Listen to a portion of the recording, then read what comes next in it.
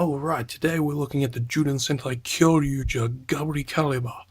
Now, this thing is a pretty neat toy, but it's also kind of limited. So what we're going to do is see if we can upgrade it. For this mod, we will need a hobby knife.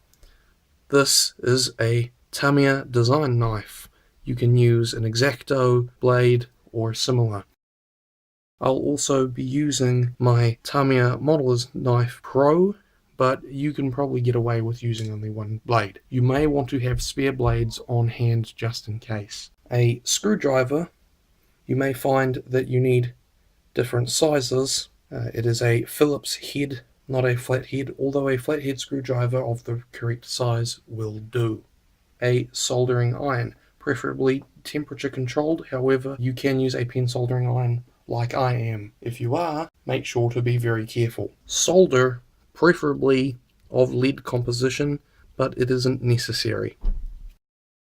A couple of 3V 3mm green LEDs. If you would like, you can use surface mount LEDs as a replacement, but it's not necessary. Optional tools include pliers and side cutters. You may also want to use some soldering flux. Some kind of reflective material. In this case I'm using Hasegawa's Tri-Tool Mirror Finish sheet, or sheets. You only get one sheet included. Electrical tape. Tweezers of some description. You may find it easier to use proper surface mount tools, however they may be more expensive.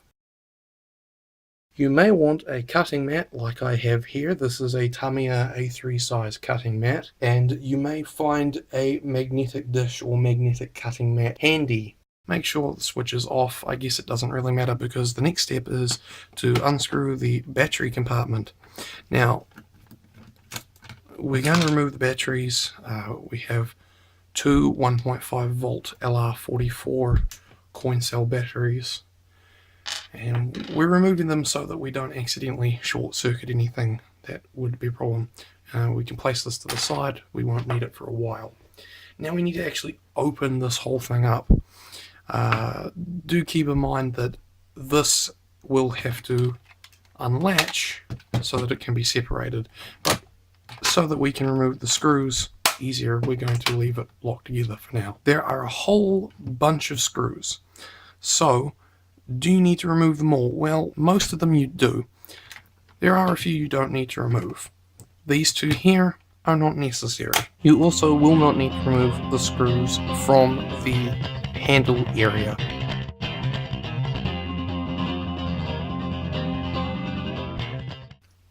Okay, now that we have it unscrewed, we can separate this piece. From here, you will have a loose piece here that you will want to just put to one side, and of course this piece that you can also put to one side. Now you can see there is some lovely translucent green plastic there and there as well. Now these are the eyepieces, so those are what light up. We're going to take this handle section and we're going to move it to one side. Okay, now we need to disassemble it slightly further. We are going to take this piece out here. This is one of the pieces that the Gaburicalibur will attach to. We will need to remove this blade, which we will be upgrading in a later video. These screws will need to be undone.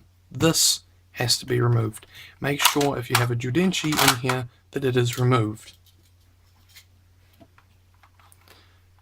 Alright, close that back up, and you may have a washer shoot off if you're not careful. This is from the battery compartment. So we will put that back in there. The battery compartment itself actually has a screw underneath. This could be problematic, but don't worry, it's actually not that difficult. Now we will need to remove the rest of these screws.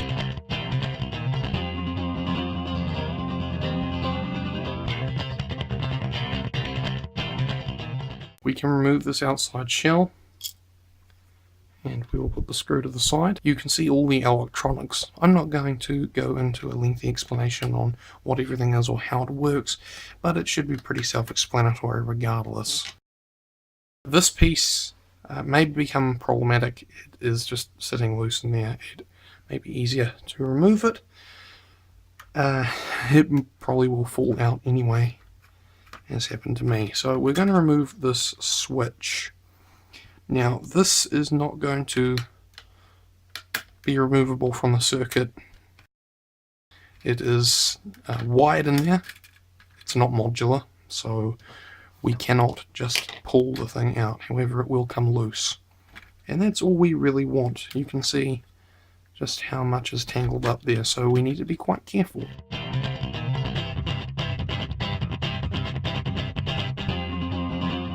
Now we can remove the Zyūden chamber from the Gaburicalibur, or what's left of it. You can see that we have half of the chamber, but we will get the other half in a second. Carefully remove it and place that to the side. Now, you can see what we have left. The mouth hits the trigger here, and that little piece that hits the trigger is the piece that is holding it together. So we need to remove that. Alright, now we can remove the mouthpiece from the other side. We want to remove as many of these as we possibly can. Be very careful in removing these annoying spring-loaded pieces. You don't want to lose the springs. Take these parts out and put them to the side. We have our spring-loaded pieces removed. One thing we have to remember is where these switches go. If we put them in the wrong place, the toy won't function properly. So, the one we have removed so far goes in this general area. Of course, it has nothing to attach to because there is nothing currently there. These three, however, don't necessarily need to be removed, but it is easier to work if they have been removed. However, before we worry about that, let's worry about this battery compartment. We want to remove this so that we can get it out of the way and get access to where the speaker is. We will not be modifying the speaker in this video, but we want it out of the way. You're going to need a flathead screwdriver or similar object, and you will need to remove this piece here. Now be careful, because this battery terminal will flex, but it should be removable. The left side is preferable because you will get more leverage, but you're at more risk of bending this piece upwards instead of this piece, which is less likely to break. Be careful, do it slowly, and you should be okay. You can see that it's slowly starting to rise, and that is what we want.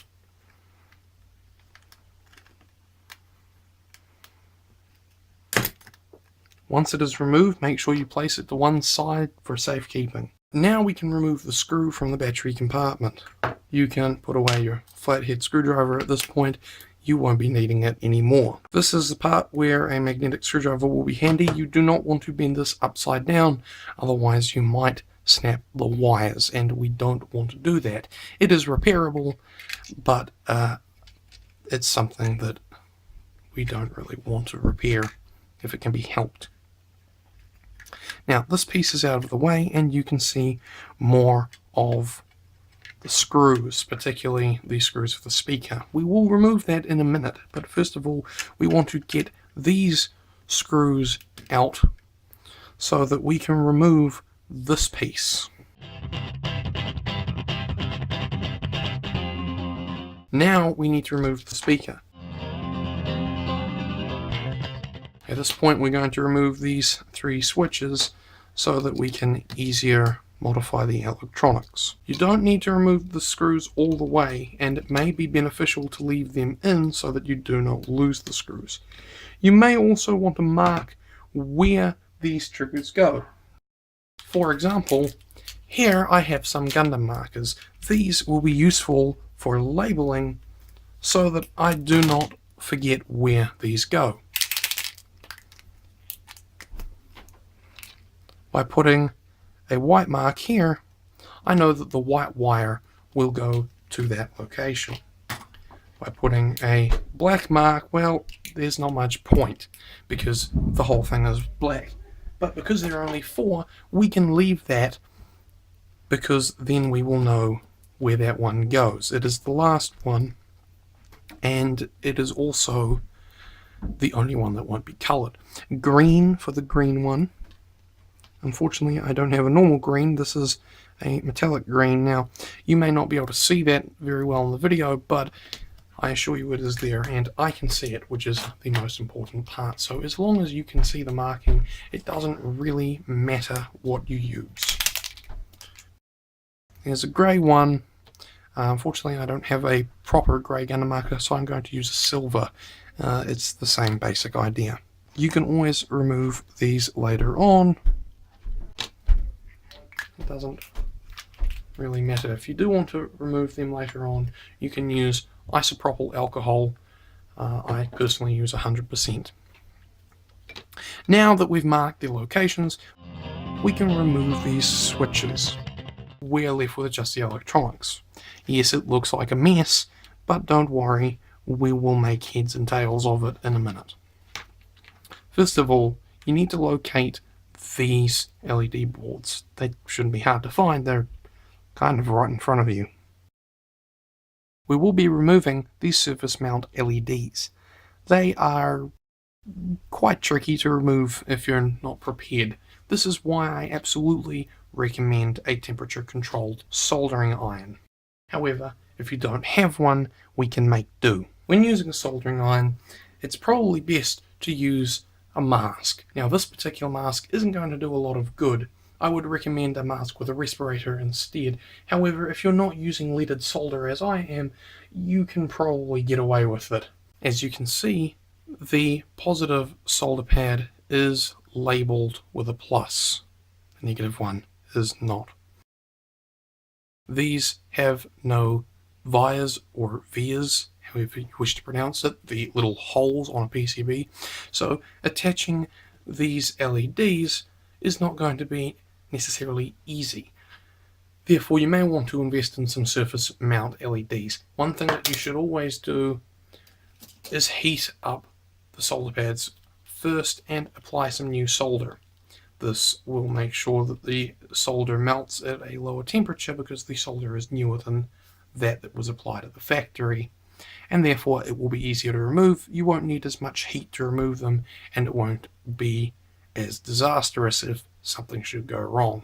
If you're using a pen soldering iron like this, as I am, make sure to turn it off every now and then if you're taking more than a couple of minutes to do this, or even if you're taking a couple of minutes, depending on how long you may have left your soldering iron on for. You don't want things to go wrong. You definitely don't want to damage the board, otherwise you will have no LEDs. Now, for surface mount components, I recommend solder that is not this thick. Unfortunately, I don't currently have any that is thinner, so I will be using this. The way I am going to remove the surface mount LED is by using a thin blade and wedging it gently underneath. I've gone ahead and done the first one already.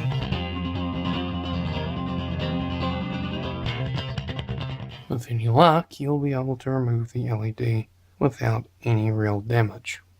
At this point, the LED is removed. Now we need to solder a new LED in place. Here is our 3mm 3V LED. Now the longer leg indicates the positive side, whilst the negative leg and the flat of the LED indicates the negative side. Make sure that you solder the positive side to, well, the positive terminal, labelled with a plus of course, and that you put the negative to the negative part. Now, this is obviously far too long, so we're going to need to cut it. These slide cutters of mine are clearly broken, but they will still do a job.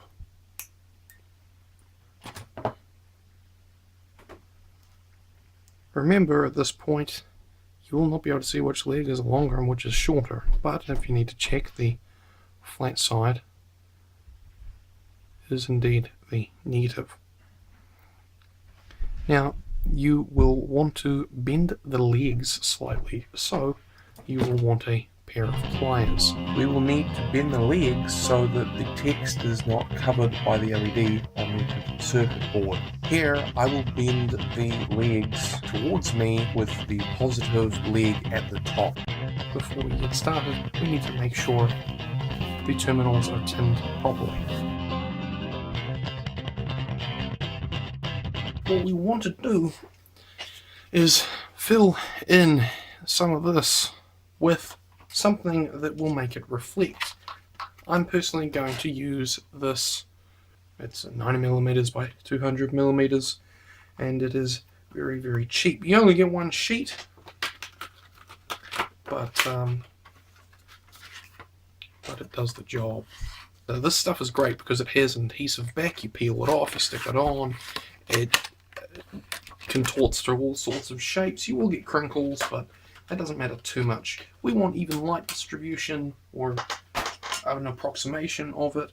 It doesn't really matter if that's a bit crinkly. I'm going to take some of this mirror finish and stick it on the inside so that we get a nice reflection. Okay, I'm going to take this here Modeler's Knife Pro, and we're going to cut some of this out. Now, it doesn't really matter how much you cut, but for the sake of this, I'm going to cut some straight lines.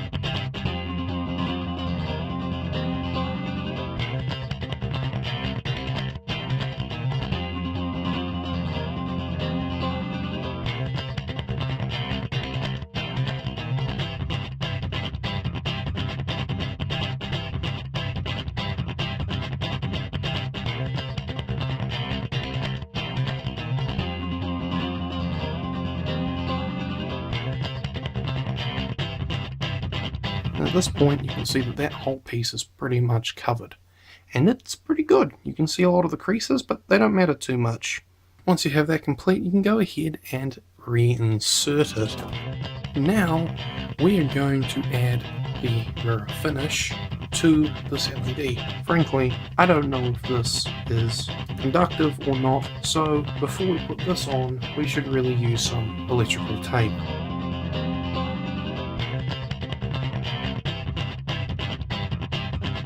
And there we have it. Now that we're finished, we can go ahead and reassemble it. After you've reassembled everything, and if you're not sure how to, just watch the video in reverse. I know YouTube doesn't have a feature for that, but you can click back through or ask in the comments section if you have any major problems. But now it's time to try out the Gaburicalibur and see how our modification works. I'm going to turn it into sword mode here, and we're going to turn it on so that you can see the LEDs. Now, I realize the lighting is not particularly amazing, but you should be able to see that the LEDs are now green.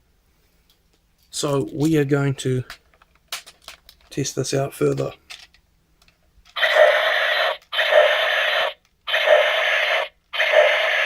Unfortunately, the mirror finish does not reflect these particular LEDs very well. However, brighter LEDs would reflect better. Also, the gap between the LED board and the plastic piece on the inside allows light to escape. So if you want, you can use some putty or hot glue along with more mirror finish to keep it in and trap that light. That is optional, however, and completely up to you.